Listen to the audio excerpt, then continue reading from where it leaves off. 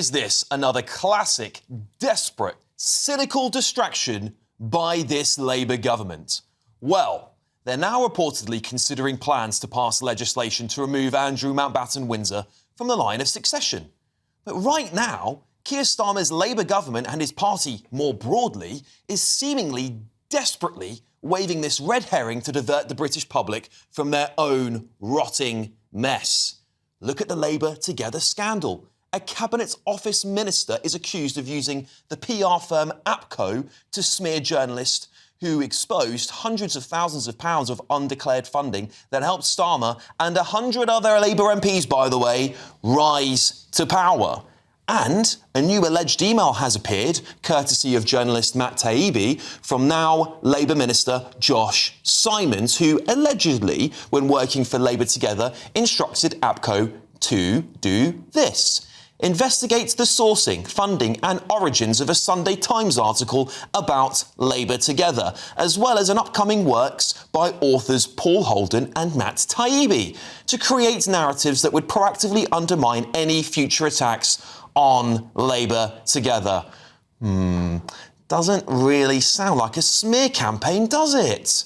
Well, it is important to stress that Josh Simons MP does reject these claims, saying that APCO were asked to look into suspected illegal hacks, which had nothing to do with UK journalists. But then there's the Mandelson files too. Whitehall allegedly, according to Guido Fawkes, has been pressing the censor button on hundreds of thousands of messages between cabinet ministers and the Prime Minister to avoid utter embarrassment.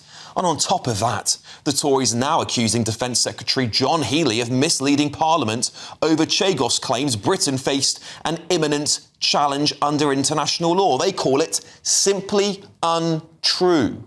And all this while it looks as if the government are going to waste hundreds of hours of legislation to remove Andrew Mountbatten Windsor, 8th in line to the throne, and who is never going to be king, by the way, instead of fixing the mess they've made. Well, I say this: pull the other one, Keir. I'm not buying it.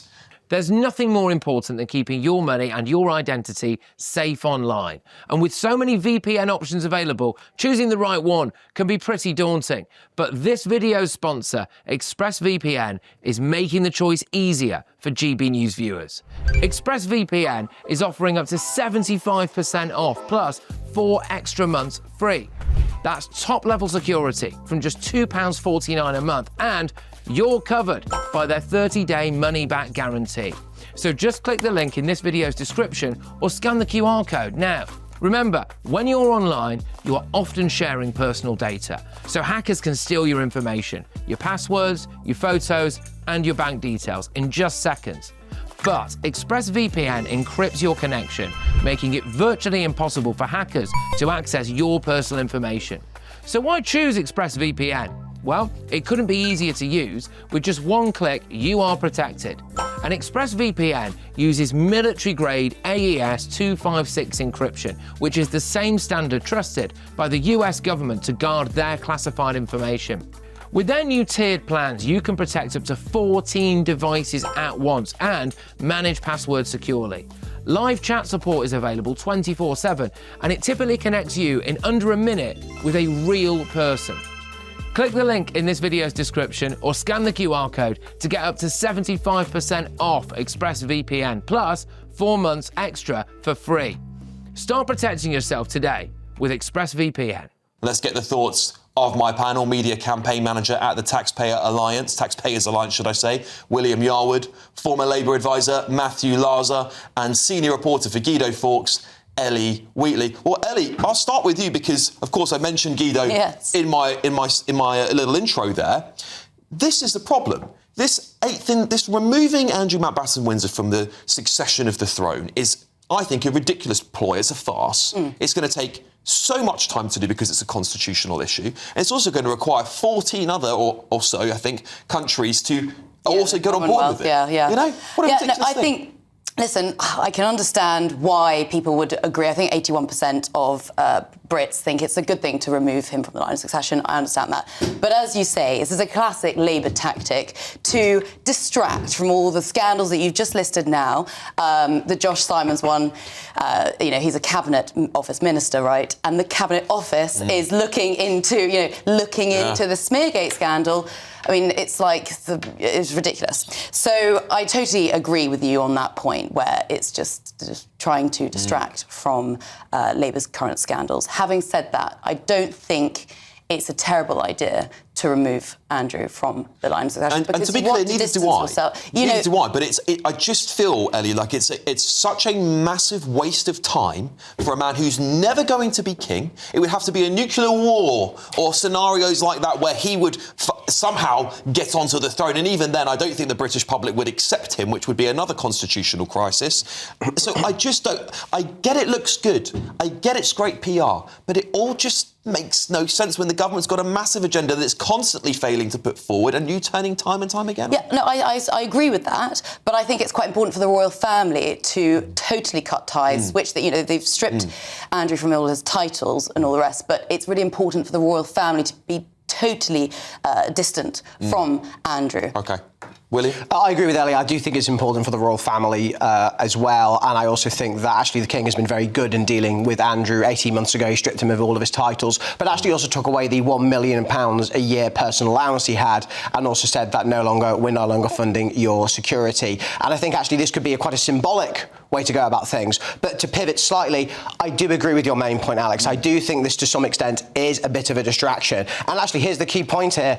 There's another person linked to all of this, of course, and that's, of course, Peter Mandelson. And over the last week or two, we've heard virtually nothing about him. Now, I'm sure there are things going on in the background, police investigations and the like, but I want to hear more about Peter and his links to Epstein. I want to hear about more of his links to Andrew as well. And I also want to know even more of why Keir Starmer appointed that man to be our ambassador to the United States. I think there'll be, much more scandal to come when those files are eventually released. Although, as we were discussing, a lot of Operation Cover Up in the Cabinet Office, they are trying to sort of redact as much as they possibly can. There will be nuggets in there. Censor. There will be nuggets in there that will, I'm sure they're not doing. National security, Matthew, censor that one. Oh, that's national security. Keir Starmer's discussing what he had for lunch with one of his ministers. Those are the ones they're going to release. Exactly.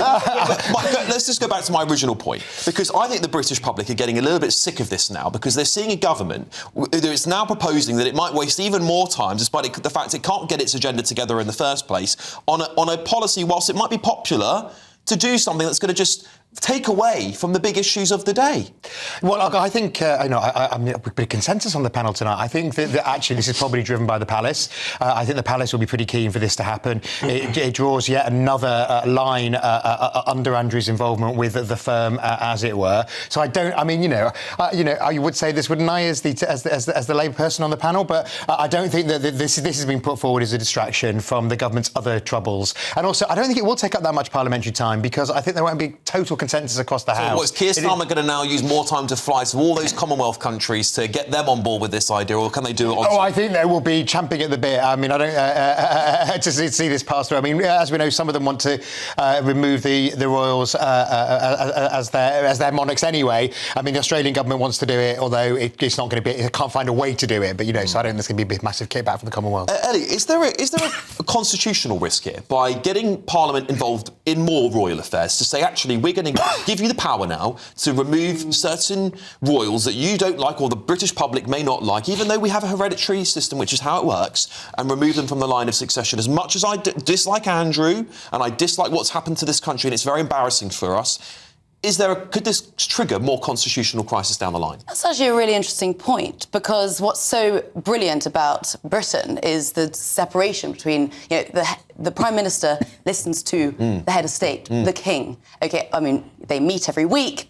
Obviously, the King says he doesn't get too involved. It is his government, even though they've rebranded His Majesty's government out of it. They must be reminded it is still the government of the King. It's not the UK government, it's HM government. Absolutely, I'm not letting that go. So I think that's an interesting point. However, again, I think to to save the monarchy, it has to be modernised. The King's done very well in sort of streamlining the royal family. Get the minors, the sort of minor royal family members, are not partaking in too many activities as much anymore.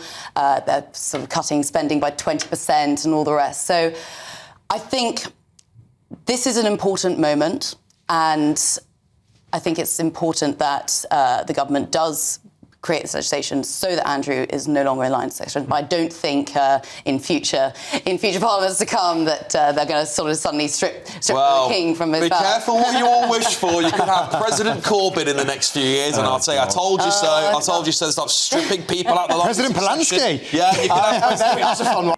Anyway, Josh Simons MP on X said this is nonsense. APCO were asked to look into a suspected illegal hack, which had nothing to do with UK journalists at the Sunday Times, Guardian or any other brilliant UK newspaper.